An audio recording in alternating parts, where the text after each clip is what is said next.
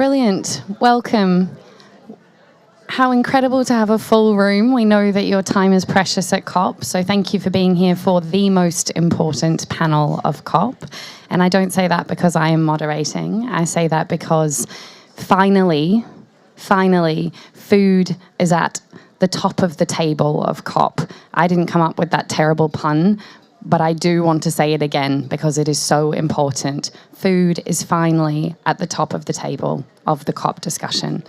And that matters because it will never stay at the top of the table unless we figure out the investment bit, unless we figure out the subsidies bit, unless we figure out how to mobilize capital for a more sustainable, resilient, and most importantly, a more equitable food system. What a privilege to have you with us, Amar. Thank you so much for being here. We're just getting started. So today we want to have a conversation about finance and about food systems. But before we do that, I think it is worth saying that there have been historic conversations already at this COP about food systems. We've had an emphasis on methane that we've never seen before. We've had $400 million committed to a loss and damage fund. That's tiny, drop in the bucket, but it signals solidarity with the most vulnerable communities.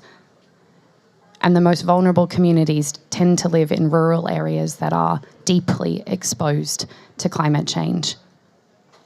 We've also had the Emirates Declaration, and if I get this right, I think it's on sustainable agriculture, resilient food, and climate action. That's 130 countries have signed on to that declaration. We are making progress in bringing food and land use into a central part of the climate discussion, because we all know in this room there is no net zero without deforestation free. There is no equitable livelihoods without factoring in farmers. And there is no transition, no profound economic transformation of the way we produce and consume food unless we get the finance bit right at every part of the value chain. And so we've got a quickie panel, so quick and dirty. I've never managed to keep a panel to time before, so we'll give it a go today. And it is my absolute privilege to invite Amar Bhattacharya to the stage first, if you're happy to come, Amar. And we may excuse you after this. I imagine you're running places, to tell us a little bit about the macro story, a little bit about the financing conversation that you're hearing at COP to date, and a little bit of the framework with which this community focused on food, nature, and land use should be interfacing and grappling with these conversations around public, private, philanthropic capital. Thank you, Amar, for being with us. It's such a pleasure. Your brilliant report, the QR code is there for anyone who wants to be super high tech, and appreciate you being with us. Amar. Thank you, Catherine. Your voice is holding up admirably, given every place that you've been at, so congratulations for that. So I just want to put this very specific focus on food and land use in the larger context of finance for climate action. That's what I'll do, and I'll do it as quickly as I can. And also, where is the momentum right now?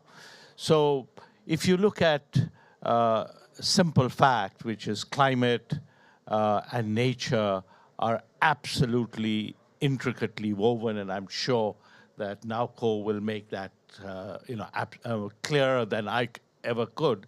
But I want to talk about the areas of climate action and how does food and land use fit into that.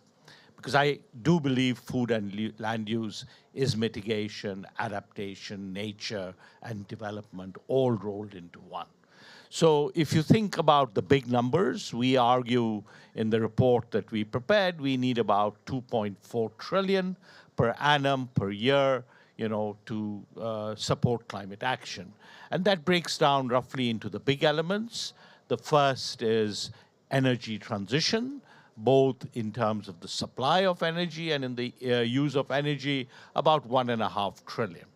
Second, adaptation and resilience, which is around, and I'm keeping these rounded numbers just for ease, another 300 billion.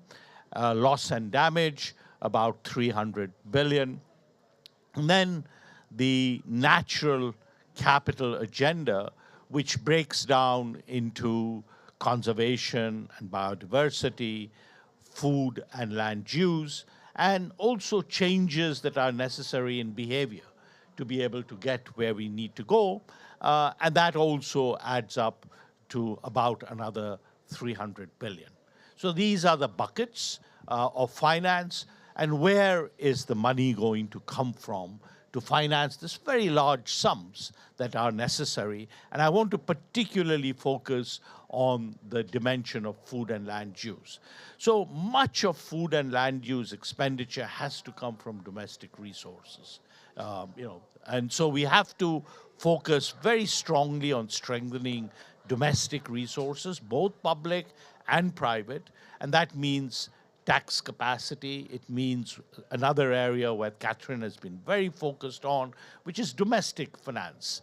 And the one that I want to emphasize particularly is the repurposing of harmful subsidies and carbon pricing. So if you add up the harmful subsidies in the system, fossil fuel subsidies, 1.3 trillion in explicit subsidies, another 5 to 6 trillion in implicit subsidies. Agriculture, about, another 600 billion in explicit subsidies, and about anywhere from, 500 billion to, 1 trillion plus in implicit subsidies. And even in the fisheries sector, we have subsidies that are unproductive. So all I'm arguing is a repurposing of subsidies could be a very, very powerful way of generating the resources, particularly for what we are talking about, which is food and land use. Second, I want to highlight that private finance can play a role, but at the moment, private finance is quite insignificant in this area. So we need to create the kind of revenue models. We need to have much, much better co-creation of investment opportunities between the private and the public sectors, and that's something that needs to be done. Third, we are not going to be able to meet the scale of what is necessary without a significant uptick in concessional finance. And it's not just going to come from ODA budgets. We can all shout and clamor, but it's just not going to come from ODA budgets. So we are actually at a moment where we need to create much more predictable concessional finance, and I argue that there are two proposals that can do that. One is taxing the bad in order to create predictable resources for the good. That means, for example, international fossil fuel taxation, taxation on high-emitting sectors such as maritime and aviation. And the second is, when you look at the sums of money that we are looking at, they are very small. And we can generate much, much more money from structured philanthropy. When we think about philanthropy, we always think about the Gates Foundation. We think about, Open Society Foundation, Rockefeller, or whatever. They are doing a good job. But the scope of philanthropy is much beyond that. It is in voluntary carbon markets, it's in recycling, rechanneling SDRs, and it is in really much more structured giving by the corporate sector, which could produce significant amount of resources. So, just coming back to where I began, the investment in food and land use is at the heart of these three elements: mitigation, adaptation, protection of nature, and in all of those ways, really delivering on sustainable development. So where are we on the politics of this? So I want to say that, while we had 136 countries or whatever sign up to this one, we had a much smaller number, but a growing number signing up to the UAE Declaration on a Framework of Finance. And that declaration is setting a blueprint in delivering on this finance, very much based on the work that Naoko and I and you and others have been associated with, which is a climate finance framework that is fit for purpose. Now, what I hope, therefore, is we will get momentum on delivery, on implementation and acceleration at this COP. I think this declaration that I mentioned will set a process by which we can, in some sense, get more commitment.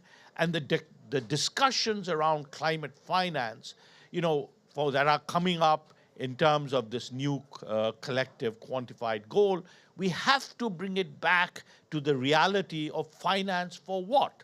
And in this goal, we don't need one kind of amalgamated goal that is, that is all mush. We need specificity of finance for specificity of purposes. So I hope that we can all keep a strong focus on the solutions. That we can have, and it's been a real privilege, collaborating with NAOCO and collaborating with the team at Systemic.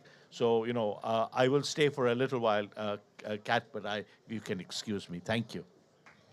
Thank you so much, Amar. I will say two things and then call up the one and only Naoko Ishii. But Amar said he's been associated with some of this climate finance work, and you've just listened to the godfather of the climate finance agenda at COP. So thank you for all that you've done, Amar. Really, really appreciate it. And we'd like to turn to Naoko, a dear friend as well. You've been leading on the specificity that Amar mentioned around a fit-for-purpose climate finance system for the food and land use agenda. Without further ado, it's my pleasure to introduce you. Tell us about the new report. Tell us some of your reflections about where we are and how we can move forward. Thank you, Naoko. Thank you, Kathleen. Thank you, Amal, big brother, to pave the way for us, also give us a ground picture of where we are. So this is a big picture, the Big Brother report, and this is a little sister report, and it looks like that. And if you could QR code, you can get it. It's just published yesterday morning. It's fresh and new. Well, climate finance is more like a kind of energy transition finance in specificity.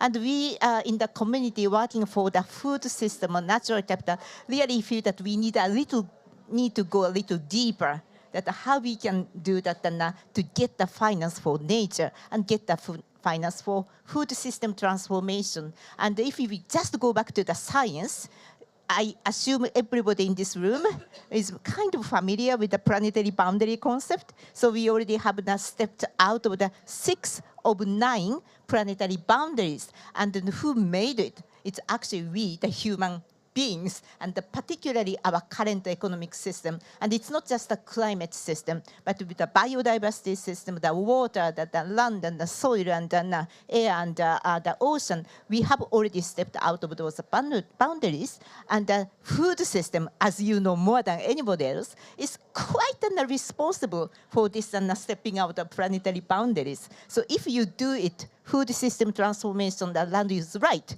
we could actually solve a lot of the problem we are facing, more than energy transition, I will say. So, so that is why we need to find a way to do this and financing the food and land use to transform this system. So that is the reason why we come up this paper.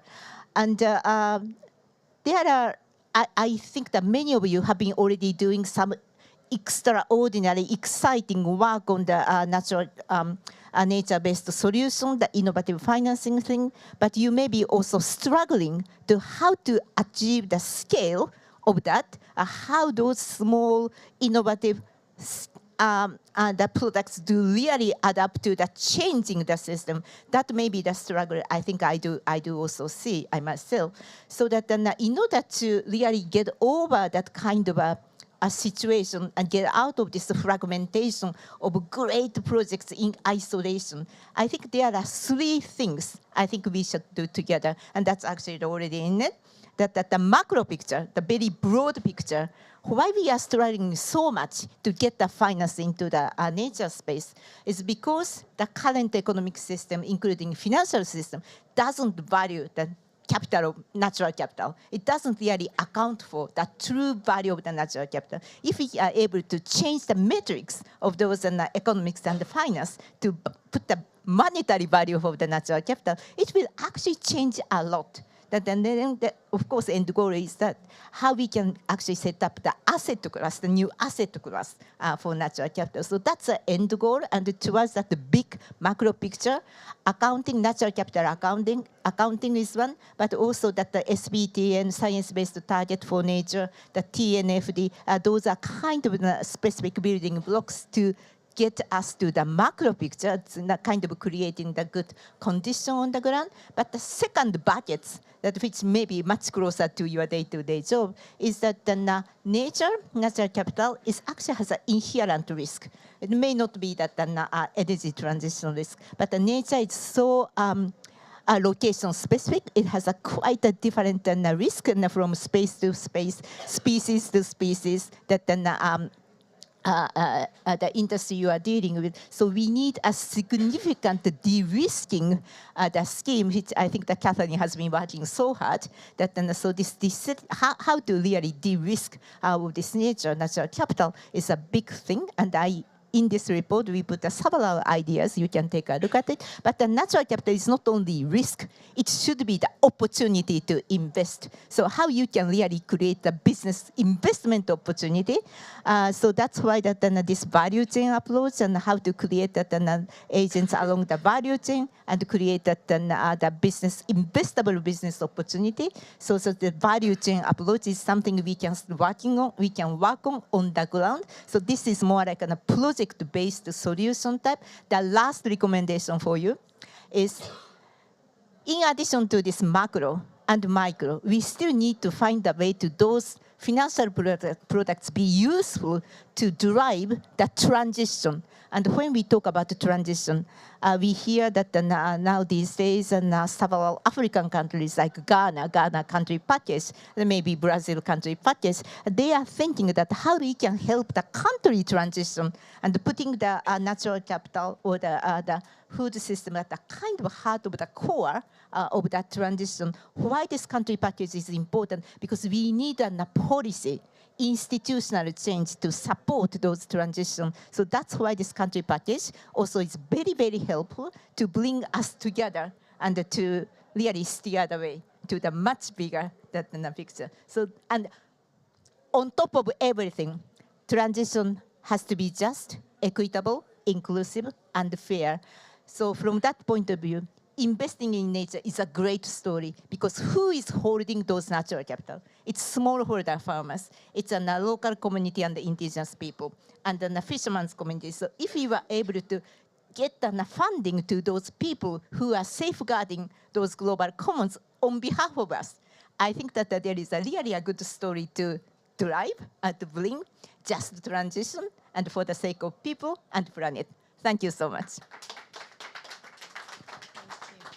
Naoko, thank you for your courage in being instrumental in putting nature at the heart of the climate discussion, in seeing it in such a systems view as well. You talked about the issue that we don't value natural capital, the challenges around nature-specific risks, and that's on top of real perception of country risk as well.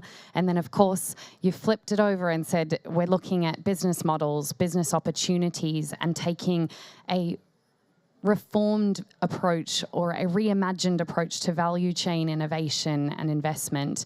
Of course, you mentioned some of that innovation looking at country-driven leadership and these country financing packages, but you ended, as always, with this point around a food system which is just, inclusive, fair at the producer end, but also for consumers, because we have a conversation often about sustainable regenerative agriculture and food production, and if all it does is make it more expensive for the most vulnerable, then we've got a real development challenge and an economic challenge there. So thank you for your courage. I know you've pushed to get the little sister as equal to the big brother, and that's what we're here to do today. And without further ado, it's my privilege to welcome our panelists up on the bar stools. I haven't managed to find cocktails to make this fun. Exactly. You know who you are. Please take a seat. And I really wanted to actually start by telling you you've got a full value chain here on the stage, which is absolutely wonderful. Thank you so much for being with us, Rosalind. I was going to call on you first, but I'm going to come to you at the end so you can get a bit of a vibe for what's happening on the panel. But we are here, as you know, talking about how to finance nature, food, and land use. Thank you for being with us. I wanted to start actually with Pierre, who's one of the most humble people I've ever met for being such a cool, successful guy. Tell us about what you're doing. Introduce yourself. I'll tell the audience if you're being too humble. And give us some reflections, especially when people say a more regenerative food system is not investable. What's been your experience? And as I said, if you're too humble, I'll wrench the microphone away and correct you. Thank you for being with us, Pierre. Thank you, Catherine. So my name is Pierre Thiam, and I'm a chef from Senegal. I'm based in the US. I'm a restaurateur.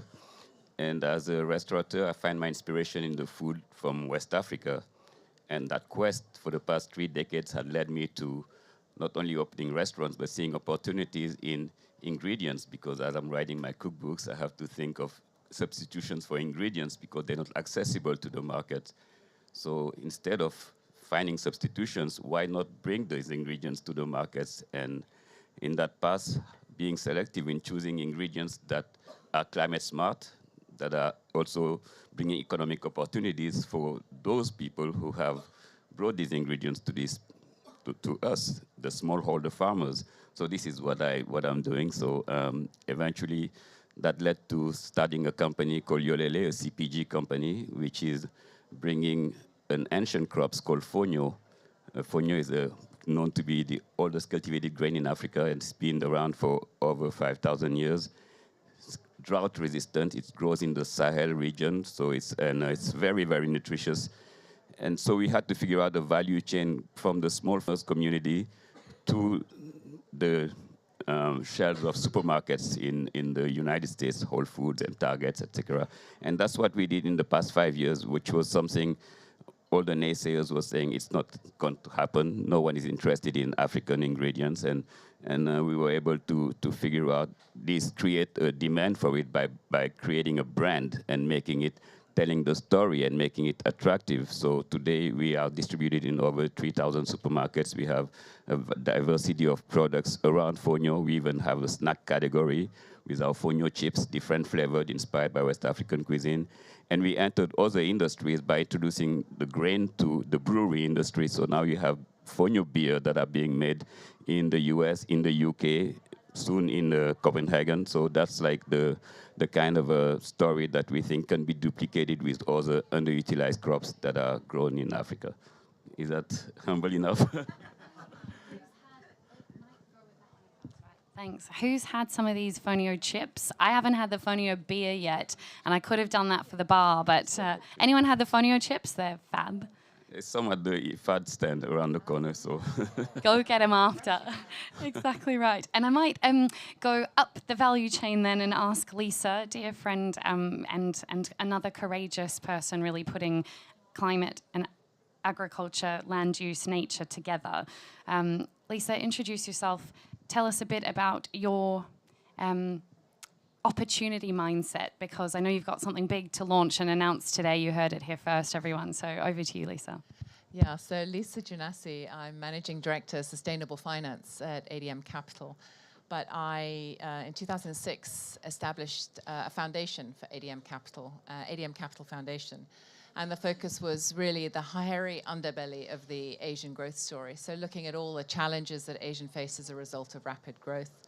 And from there, we integrated sustainability considerations with a very clear process across the funds, managing every project, IFC performance standards, environmental social action plans for every project that were incorporated into loan documents. So really focusing on how do you get change, how do you push change across Asia Pacific in a credit deal. And from there, actually 3 years ago, we created a brand called ADM Capital Climate. ADM Capital Climate, I joined then 3 years ago with ADM Capital, and we have launched our first fund actually today, which is focused on, it's been a long process, Catherine knows, focused on agricultural commodities in Indonesia. Exclusively Indonesia. Why? Of course, we all know fourth largest forest, third largest forest globally, the fourth or fifth largest emitter, and more than 50% of land use change in Indonesia is from forest to agriculture. We, ADM, as a matter of course, has invested in SMEs across Asia. So that's what we're doing in Indonesia. We're providing private credit to, private markets only, of course, private credit to SMEs in the agri-commodity sector in Indonesia. Along with that, we have 4 targets. So we have the same sort of sustainability or ESG integration strategy, managing to IFC performance standards, but then we've set 4 targets, one in emissions reduction, another in better land use management, a third in livelihoods, and a fourth in gender. And all of them interrelated, right? They need to all be there in every project. We will make sure that our companies are responding to the targets, reporting on those targets on an annual basis, audited. And we have been very lucky to have fantastic partnerships in Indonesia because honestly, it takes a village to build a fund like this. And we cannot do everything ourselves anyway. We're not experts in biodiversity. We're not experts in local communities. We're a fund manager. So we have amazing partnerships both on the grant side and also on the implementation side who will work with us in a sort of ecosystem around a project to build in the capacity, the governance, the biodiversity monitoring, building a citizen science initiative around data collection. All of that is critical, I think, to the success of each of our transactions. So it really will be, I'd say, a radical collaboration, someone said earlier, around each of these projects, but they have to be commercial. And this is a commercial fund. And we're providing credit where companies don't have access to credit because they are agricultural commodities and that's considered too risky, except palm oil by most banks. So, yeah. Have they looked at FONIA? I know, we need to. Anyway. I want to come to FMO and AXA because we're thinking about big money in the room and you mentioned partnerships. But before I do that, I don't want to get too rosy without having a bit of truth-telling, a bit of reality testing. And Rosalind, I'll turn to you for that. Thank you so much for being with us. Give us a sense of the challenges that come when you hear there's plenty of money in the room. You know, it's so easy because you're doing incredible work. Please tell us a little bit about it and a little bit about yourself and what you would want from the players on this panel. And I'm turning to you because, of course, Lisa mentioned forestry and biodiversity, and it would be wonderful to just reality test a little bit, talk us through so that we don't feel, like we're being too naive. This stuff is tough. Thank you very much, Catherine. Yes. And I'm happy that you turned to me for truth-telling, because I'm known to be notoriously truthful. Sometimes it's not good, maybe. But I'm Rosalind Fosueje. I come from Ghana. I work with the Forestry Commission. What are the real issues? I guess you need to understand what sort of landscape dynamics you are dealing with from where I am coming from, a forest country working on REDD+. We've had to understand how our landscape looks like. We have a fragmented or mosaic landscape where you have wherever food crops are growing, the same as the areas where you have adjoining forests. And for example, the areas where you also have cash crops like cocoa growing. And so if you are going to do any forest landscape restoration activity, you need to understand how these different systems are coexisting. And of course, there's already the lack of finance for nature and for financing food systems. We keep hearing that there's money in the room, but there's a tall sort of list of things to be done. The bureaucracy alone to access $1, it's not that simple. And even the speed of the delivery as well. So after accessing, like coming to COP and announcing, there's a pledge or there is 50 million agreement signed. I mean, it could take about 3 years before you realize $1 of that. So there's a whole process to sign and there's a whole process to deliver. And we can't be doing these things sort of in parallel. We can't be doing them in opposite directions. We need to be working in parallel as much as possible. So for what we are doing in Ghana, first of all, we needed to understand what was driving our deforestation and forest degradation. And we realized that we had agriculture driving. I mean, not in any negative sense. People must live. You need livelihoods. Agriculture is also a whole sector on its own. Forestry is. However, there's the beauty of coexistence where you can push agricultural productivity and also have your forests being restored and living in peace. And so in that space, we've had to channel our resources, no matter how small they are, to look at the different landscape dynamics. So we are not just promoting forest landscape or the forest protection and preservation, but we're also looking at addressing agricultural productivity. And agricultural productivity, we're looking at both the cash crops and the food crops, because most of our cash crop systems, like cocoa, begin as food crops. People start their vegetable farming, their food crop farming, and before you realize, they are putting cocoa in 1 or 2 places. They are cutting down the trees gradually, exactly. So if you don't have that understanding, it will be difficult even designing the sort of integrated or system-wide programs that we need, because that's where we should be working towards. And I like the commercialization aspect. So you are driving also that space to also bring more revenue. And so when we get into climate financing, we are not just looking at the carbon payments bit, we are looking at the core benefits. When we started our REDD+ programs, cocoa production was just about 450 kilograms per hectare.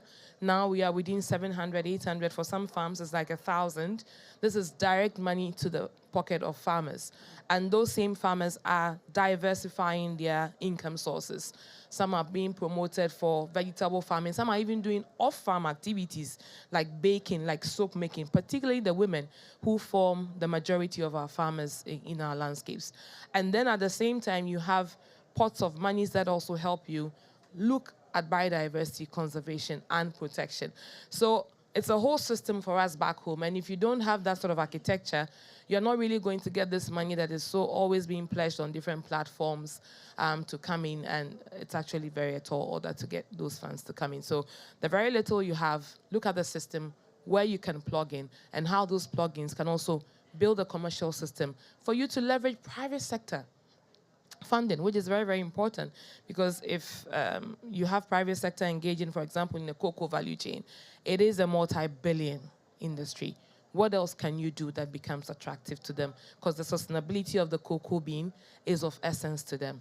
I think we're all going to keep enjoying some chocolate, and we need the cocoa beans to be out there. Thank you.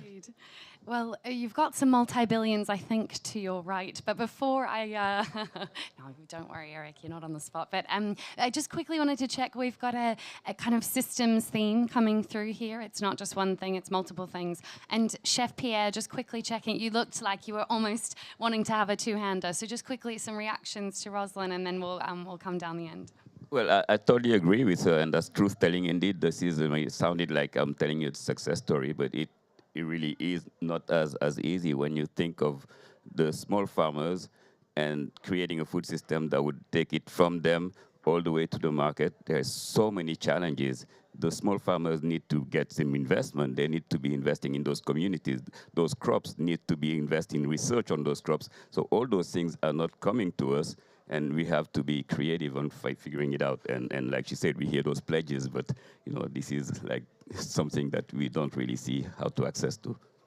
Well, we hope that you've got some people on the panel who think differently. I know FMO, for example, has just launched the SDG Loan Fund.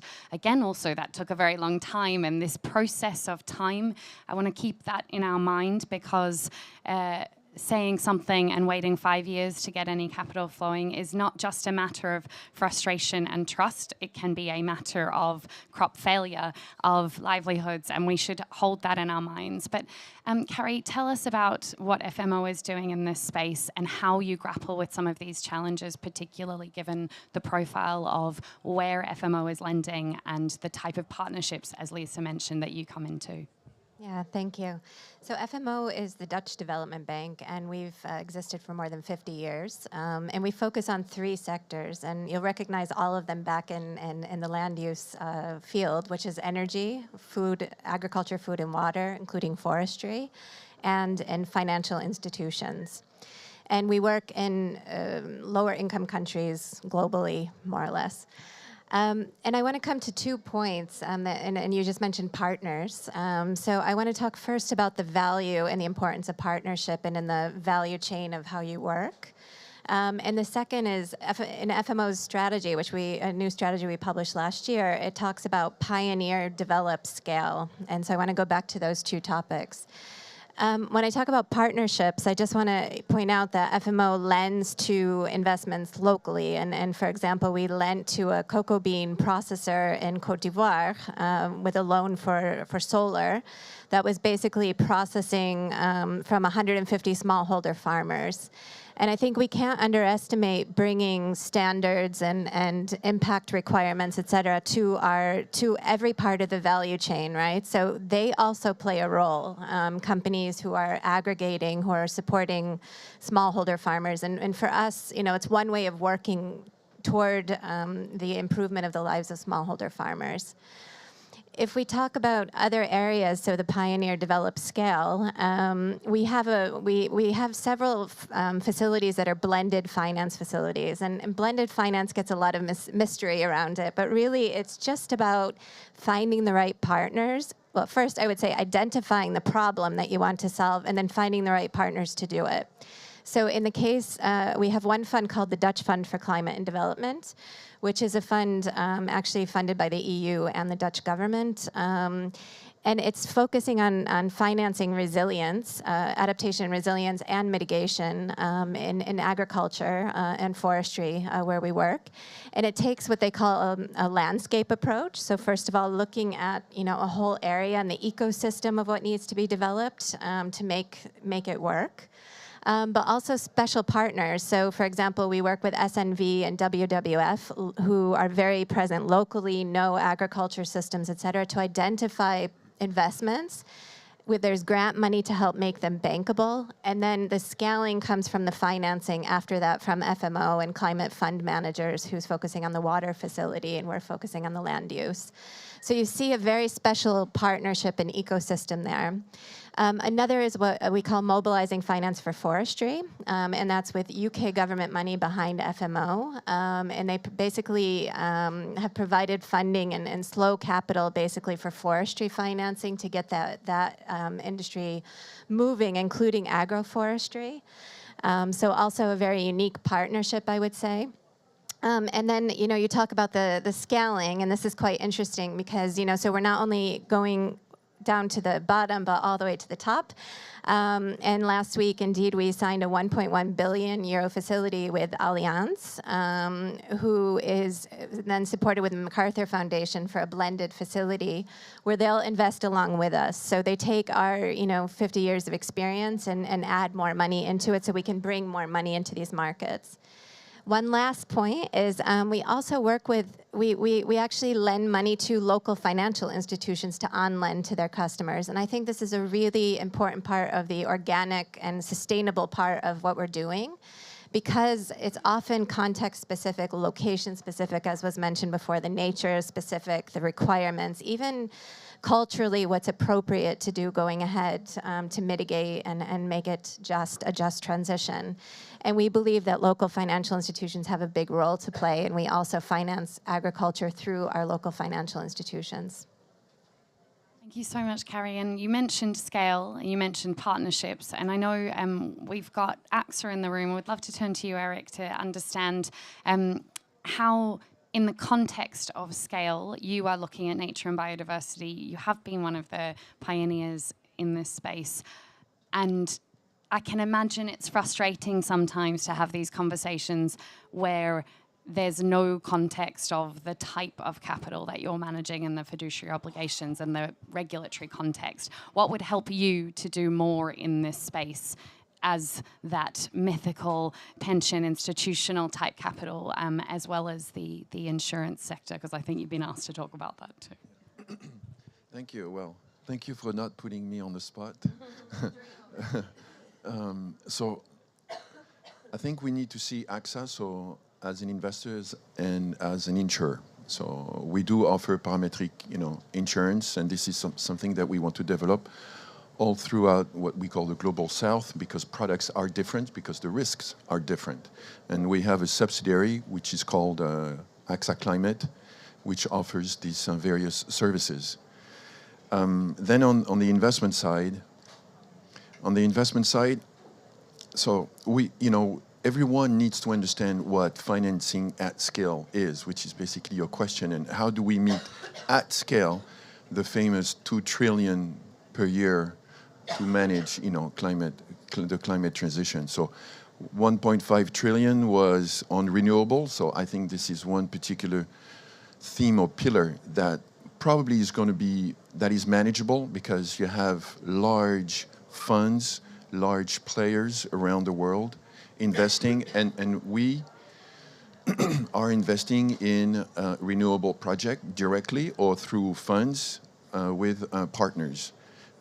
So this is renewable energy, which is one particular topic, but which is not necessarily yours. So coming back down the chain to the 300 billion a year, which is really the topic.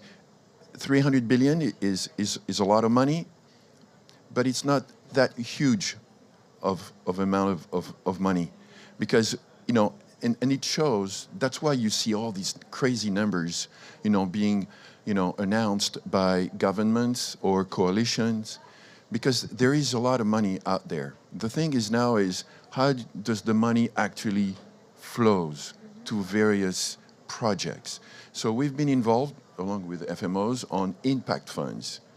Impact funds are doing a lot, and they've been doing a lot for many years. We started the first impact fund in 2013, and we have about, no one knows about it, but we have about 500-600 million invested in various impact funds, mainly in LATAM, Africa, and Asia, the Global South. But those are accessing smaller investments with local partners. And through impact funds, my view, through impact funds, you're not going to be reaching, all those numbers that everyone are mentioning. You need to do it at scale. So you need to kind of step aside. You announced the 1 billion with Allianz to talk about those numbers. Then we need to organize ourselves, because these funds at 1 billion, you cannot invest in individual projects. You just can't. You talk about the time it takes to deploy the money, it'll be forever. So we just need to be able to organize ourselves locally, because at the top, we don't have the knowledge necessarily of what needs to be done and how to go about it. You do, you on the ground. But the money would be there, would be at least easier to deploy at scale if the investments would be also at scale. And then I'll just go to another initiative. So we've launched in 2020 a carbon credit fund at AXA IM, which is our subsidiary, investment management subsidiary, 500 million, and we only do carbon credit projects. We didn't launch, we just partnered with a French asset manager, TKO, on agriculture, regenerative agriculture fund. So 1 billion fund, AXA, TKO, shareholder, their own money, and Unilever agreed to put in 100 million each, and then the idea is to raise another 700 to reach 1 billion to invest in agricultural projects. Now, when I say that, it's a private equity fund, so investing in companies, making them at scale, taking them at scale around the world. We'll see, this fund was just launched at the end of last year. We've made one investment in that fund, in a Belgium company, which made a management buyout of a Brazilian company. It's restoring soil health. So this is kind of where we're going. But you see that to deploy at scale, you need investment at scale. And I think this is where we have a topic, because we need to be able to organize ourselves, to make it at scale. And as Amar mentioned at the beginning, I think it's going to be the same thing for all the funds. It's not concessionary money. Money needs to come back. When insurance, the money we invest, or when pension funds invest, it's for the it's the money of the pension holders. And like us, it's the money that will be used to pay claims. So the money needs to come back. We need to see the clear financial return associated with the projects. I think it's super important to always mention that, because it's unfortunately or fortunately, that's going to be the key of unlocking money because, at scale. So much. I just want to quickly check, Rosalind, Pierre, does this give you hope? Are you excited by the opportunity for scale? Does it say, well, that adds a lot of complexity? Does it say, we've got a real partner here that we should be interfacing with? Maybe there are intermediaries who can help aggregate to get to that scale.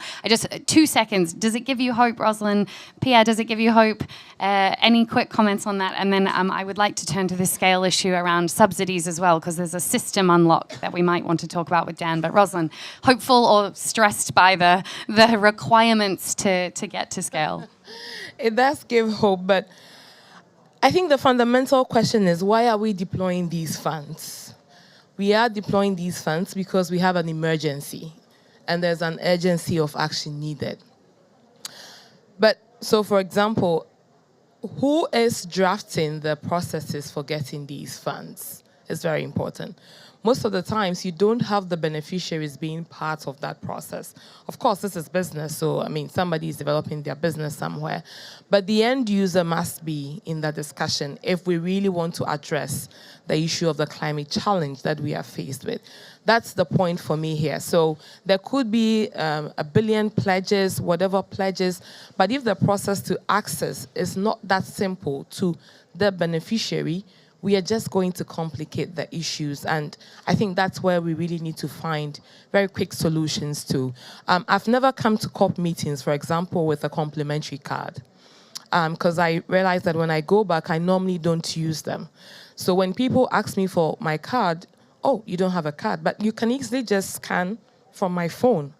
It's a process. You can scan from my phone my details. I don't need to physically carry a card. So we should find ways that are convenient for people to access these funds and rather put in place robust monitoring structures. I think that's better off to deploy funds quickly and to make them feasible to us. Thank you. Thank you. And we can come back to that sort of innovation to have this bridge between at scale and urgency, because they are not necessarily in the same line, and really acknowledging where those differences are. Brilliant. And Pierre, are you hopeful? And then we'll turn to very, very hopeful. And I want their business cards to test it and the scan, right? But definitely it gives me hope to hear that there are more people who want to enter the impact investment, and this is something that's very much needed, and this is definitely something the proposition is a business proposition for us. There's return expected, and there's also an investment that has to take some time because it's an impact investment. So we've got to tick Rosalind's boxes. Who is in the decision-making role? And how is that embedded into decision-making and deployment? And we've got to tick Eric's boxes of scale, scale, scale, and commercially viable. Fun. We're going to meet in the middle. But first, before we do that, we have to think about the system within which all of this conversation operates. Naoko and Amar both mentioned it. Amar mentioned subsidies, and I saw you almost having a two-hander when he was talking about that. Tell us about some of maybe the system reform, Dan, which could happen in the subsidy space and the trade space that could help unlock some of this discussion. So I'm Dan Esty, a professor at Yale, but currently on public service leave at the World Trade Organization, where the Director General, Dr. Ngozi Okonjo-Iweala, asked me to come and help her think about how to align the trade system with the sustainability imperative. And it touches on a number of issues. And by the way, we celebrated for the first time in 3 decades of these annual COP gatherings, Trade Day yesterday. And for those who didn't see Dr. Ngozi, she did a remarkable series of presentations indicating that one of the ways we get the kind of breakthroughs distributed across the world at speed and scale is through trade. But she also indicated that the trade system could be strengthened. And she also suggested that countries have things they can do on their own. So for those who are interested, this is the report she released yesterday that provides every nation with a set of ideas, one of which is around food and agriculture, that they can undertake on their own to uplift their nationally determined contribution. And of course, that's the question for all of us in a COP that is dominated by a global stocktake that shows us not on track to get emissions down. But there is a second part to the story, and that is what could we do differently and better with the trade system? And in that regard, you've already heard this suggested. And I want to just point to something that Dr. Ngozi asked me to do outside of my role with her at the WTO. And this is with a set of academic leaders from around the world developing a picture of what the trade system remade, fit for purpose for the 21st century might look like. And so this is a product after a year and a half of conversations, 10 workshops across the world, looking at critical issues, including sustainable food systems and agriculture. And it's an agenda for change. It's called the Villar Framework for a Sustainable Trade System. And one of the critical agenda items is what you've just already heard from Amar and from Naoko and now from Kat as well. And that is a fundamentally re-geared structure of the trade system's response to the idea of subsidies. For most of the trade system's history, in fact, all of the history back to the origin of the global agreement on tariffs and trade at the end of the Second World War, there's been one question asked about subsidies, and that is it trade distorting? And the view of this project, and the view of Dr. Ngozi as well, is that's not the right first question. The first question should be, what's the purpose of the subsidy? Is it sustainability enhancing or sustainability diminishing? And we should treat those quite differently. Where there is something enhancing sustainability, for example, helping farmers become more sustainable, some government support should not be looked down upon. Now, if it's sustainability diminishing, fossil fuel subsidies, production-based agriculture, subsidies that lead to the destruction of forests, the trade system should be much tougher on those subsidies. And you heard from Amar the numbers. It's pretty striking. We talk a lot about the $100 billion per year needed to really shift the developing world toward a sustainable future. As Amar told us, $7 trillion a year of harmful subsidies currently paid out by governments on an annual basis, 700 million of which are agricultural subsidies. So I would just say to you, as we think about where we're going to finance the kind of investments being talked about, where we're going to get the creativity that we need to really drive change in a substantial, transformative way, the potential to repurpose subsidies stands out as something at that scale that really can make a difference. And I think we're starting to see that agenda emerge. And by the way, there is a double benefit. If the countries that are doing the big agricultural subsidies were to take them down and repurpose them, there would be a big flow of funds to potentially farmers for new approaches to agriculture. But there would also be enormous new market opportunities for the farmers of the developing world who would have export potential into the markets that are now blocked to them because of government subsidies. So it's a major opportunity and one that I'm glad we have on the table here today. Thank you so much, Dan. And I just wanted to quickly pass to Lisa, because you've had experience in changing systems, particularly around illegal wildlife trade. And I wanted to understand, that's another trade system which impacts people and planet in a profound way. What worked in your campaign around tackling that issue? And is there something to be learned here in the agricultural subsidy space? Yeah, that's an interesting one. Sort of casting myself back to my time working at ADM Capital Foundation, we were focused very much on systems change, and the root of everything was research and data and engagement with policymakers. And there was a lot of willingness and openness in that context to listen and to try and to engage with us and to learn and to take on board what was said. We've been lucky to have access, and we've been lucky to work with some amazing researchers and be able to provide the context, the evidence. It's the evidence that we felt that policymakers responded to in the end. I mean, I think we've pumped quite a bit of that thinking into this fund at the same time, not to switch it back to ACLF.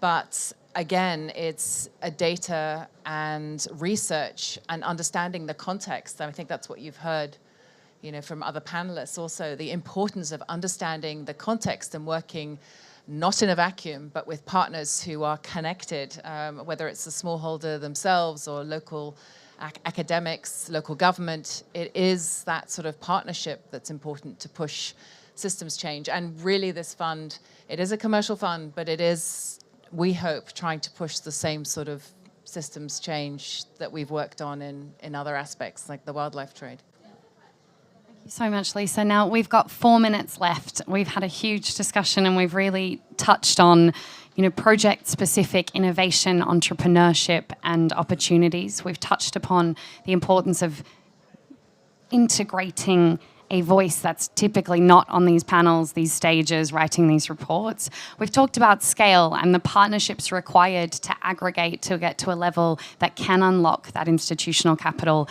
And we've talked about a policy environment which has to be part of these discussions as well, or else we're always tinkering at the margins and at the fund level unless we can bring in this fundamental topic challenge of, do the rules enable a more sustainable production and consumption of food? So with 3 minutes left to go, I'm going to run down my wonderful panel, and the final question for you with 30 seconds each is to ask another panel member what you need from them. So you've got to ask somebody else on the panel what you need from them. Rosalind, we're going to start with you. What do you need from one of these people? I need fonio flakes from Pierre. But so maybe not any particular panel member, but what do we really need? Or maybe for Pierre as well, because he spoke about the different sort of things they are doing with fonio.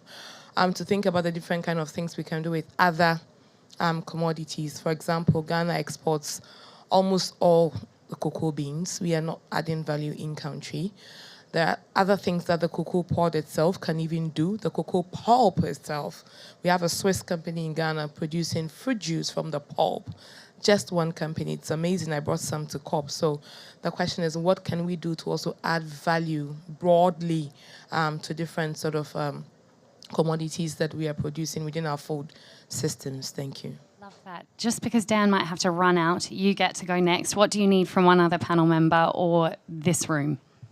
I would like to get a beautiful meal from Pierre's restaurant as I'm about to return to the United States, and we need inspiration to keep the sustenance for this project going, because it is not one that's going to be accomplished in the short term. Thank you so much, Dan. And we're coming to you last, Chef Pierre, because we all want your last request to be inviting us to dinner. That's what you need from us. But Carrie, over to you. What do you need from this panel? Take care. Thanks, Dan. I need the right counterparty. So Rosalind, you talked about integrating the local voice, but I wonder who it is. So sometimes I'm looking for the NDC, the National Adaptation Plans, NDCs, to give us that direction of what's right locally, but we know it's taking time also to get that done. And, you can't consult with even if you did, you don't know which is the right voice to listen to necessarily. So that's my challenge. That is brilliant. Thank you so much. Eric, what do you need from somebody on this panel or this room? Well, coming back, I just want to echo basically the same comment, because I said, earlier that to deploy at scale, you need projects at scale. If, otherwise we're going to stay in just financing, smaller individual projects.